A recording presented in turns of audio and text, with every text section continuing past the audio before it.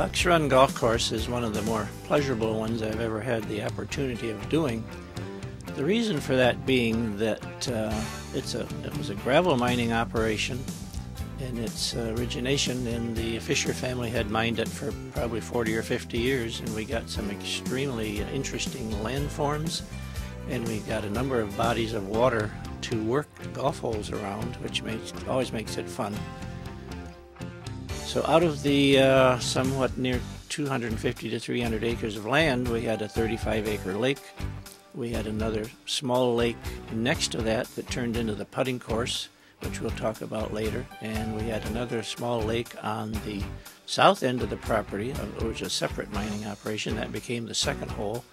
And in addition to all that water, we had 2 miles of the Chippewa River, which forms the boundary on the entire northeast portion of the property and then flows through the property itself. So having all that water and all those interesting landforms to work with was quite a treat.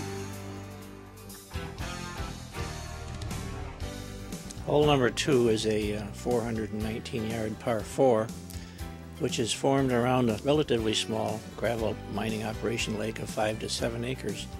What makes hole number 2 work so well is we were able to generate a true dogleg risk-reward hole, because the left side of the hole is totally protected by trees and wetlands, and the right side is the lake itself. So we were able to create a tee situation so that we get a degree of difficulty by tee placement of letting the golfer decide how much he chooses to bite off his tee shot. But if he strays too far left, he's in wetlands, and obviously if he strays too far right, he's in the water. So it makes it a really challenging golf hole for the tee shot, and if you don't place that right, you've got a pretty challenging shot over water to reach the green. So out of a relatively flat site, I think we made the water and the wetlands make the hole work very well.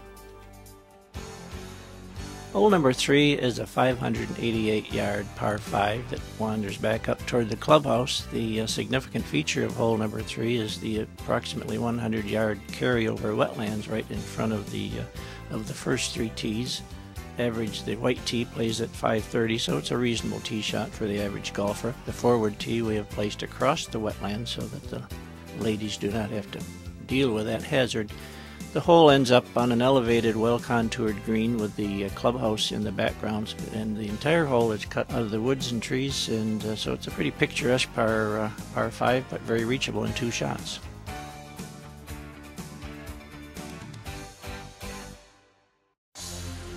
Number 6 is a par 5 with wetlands in front of the tee as we had on number 3. It's the second par 5 on the front side. But the unique feature of this is it's cut totally out of the woods. We have an elevated tee site, which is about 40 feet above the fairway, so the entire hole opens up in front of you. The existing land formation gave us split-level fairway in the landing area, which I thought worked very well visually, as well as playability. If you keep it on the left side on the upper level, you have a better shot into the green, which is bunkered a little more heavily on the right side. So I think the wooded setting, the river is extremely tight along the right side as you approach the green, so it's a pretty good par 5, but again, very reachable in 2 if you can get off that tee in good shape. The 8th hole at Bucks Run I think, typifies what I enjoyed when I first drove into the site. In golf course architecture, you can find natural golf holes that are just sitting there waiting to be built, and you can create golf holes out of flat land and whatever is there for you to work with. But when I first saw the site at Bucks Run, I found the 8th hole. The Bucks Run, of course, was a gravel mining operation, and on the east end of the lake there was a flat spot on one side of the lake, and there were 4 spoil piles, which is the material that the mining operation didn't want, so they just left them in big piles. So there's 4 piles, and I saw there's 4 tees and there's a green site. So the 8th hole required nothing more than just leveling off 4 piles of material and creating a green. Now the hole is relatively difficult, but it's not very long, ranging from 193 to 145 yards, but it's basically all carry. On the other hand, we created a lot of land around the green itself. It's visually deceptive. It looks a lot more difficult than it really is. There's a lot of playing area in front of and in particularly behind the green, and this green is guarded on the left by a large hill. So unless you fail to get there at all and you're in the water, you're in pretty good shape if you just clear the water. I think it's a great par 3.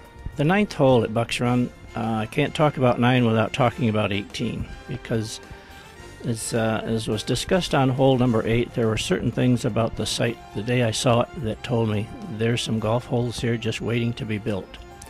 Holes 8, 9, and 18 were those 3 holes. So having discussed the other 2, 9 sticks out in my mind as being a great finish hole also, as 18 is, but it also complements 18 because 18 has water on the left and is a risk-reward hole. 9 has water on the right as you come in. And while not as difficult as number 18, it still is a risk-reward. The right side of the 9th hole, of course, is guarded by Fisher Lake. And whereas the left side is the natural sloping landform that was there before, and we've kind of added some berms and a lot of sand around the left side, so it not only visually frames the hole, but it keeps golf shots from going too far left out of bounds. So I think Bucks Run has 2 probably of the finest finishing holes on one golf course that I've ever worked with, and I think they complement each other wonderfully.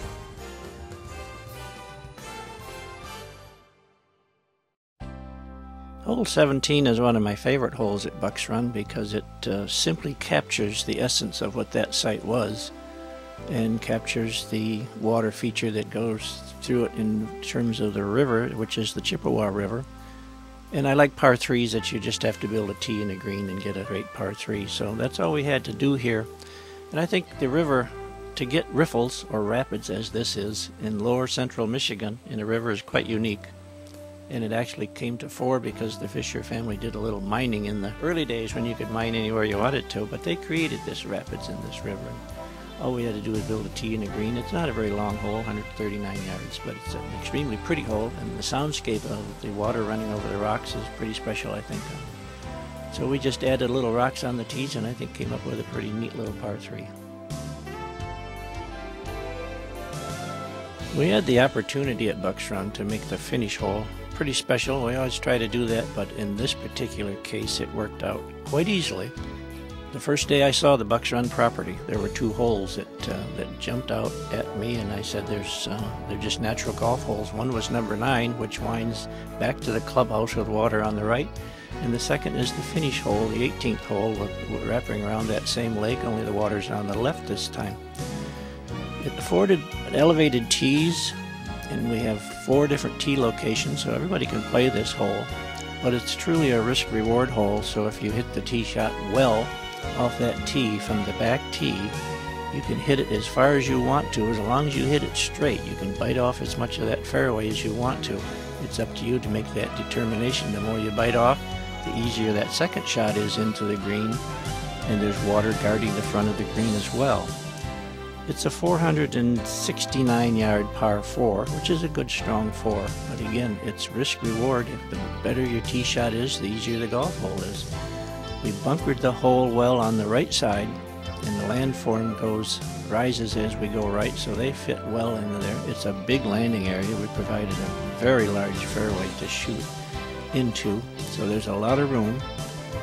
But I think it's probably one of the best par 4s I've ever done, particularly with the way the land set there. The green site jutted out into the lake. The fairway line is almost the way we found it. So we essentially just graded fairways, shaped out tees on the ridges that were there, and that little green site stuck out in that lake.